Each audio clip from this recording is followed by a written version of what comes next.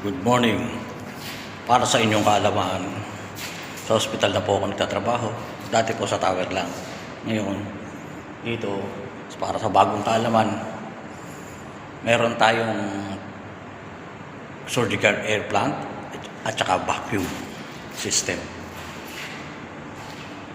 Yung vacuum system natin. Bagong kaalaman to. Ito yung aking bagong baby. As usual, gumawa ko ng monitoring para sa maintenance. Ayan yung vacuum. 4 na motor. Vacuum tank.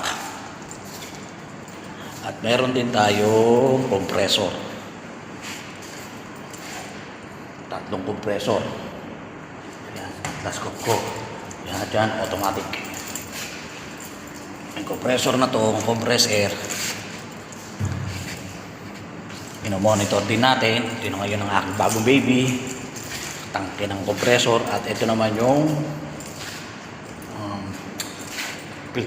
filtration system niya, yung dryer and filter,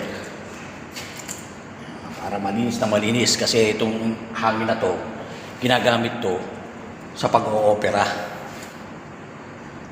Ginagamit actually siya sa mga medical equipment.